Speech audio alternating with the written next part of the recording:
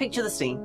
You wake up from what may have been an incredible party, lying groggily in somebody else's bed with no memory of the previous events whatsoever, apart from the single name of the girl you once met.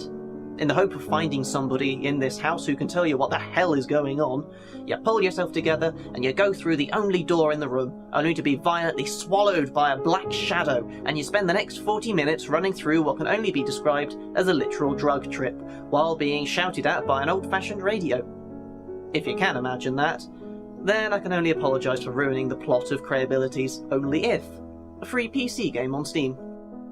From the very start, the player isn't so much dropped into the game's strange logic as much as given 30 seconds to get familiar with the environment before receiving a hefty shove down a rabbit hole made of blank backgrounds, symbolic chess pieces, and this guy.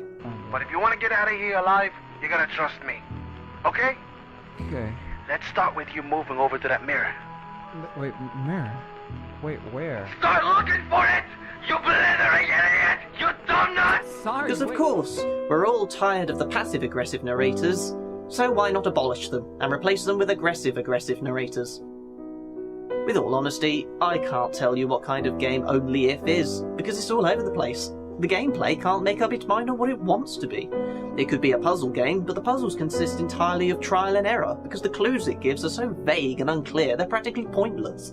I don't know about you, but if I can't solve a puzzle, it should be my own fault, not because I can't read the game designer's mind.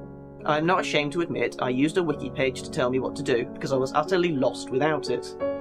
I respect a game that invents its own rules, but Only If will make its own rules, break its own rules, reinvent them again, and then break them again just to mess with the player, which for a game consisting of puzzles is not a clever thing to do.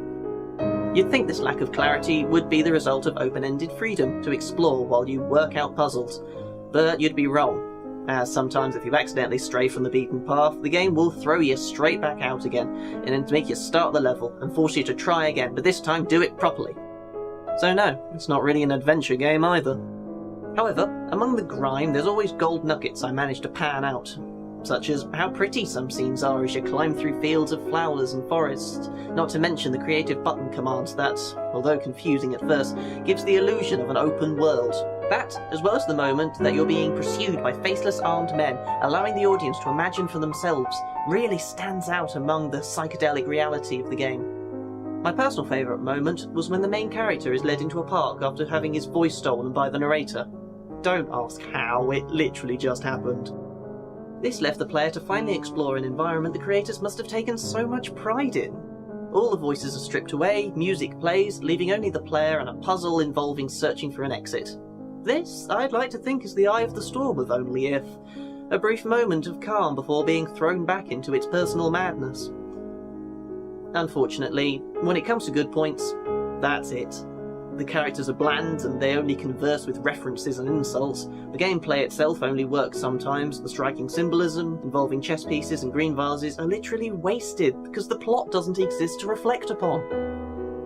All this, the occasional frame rate drops, and the finale that made me want to scream in anger made me realise this game could have been, well, much more than a terrible version of the Stanley Parable on an acid trip.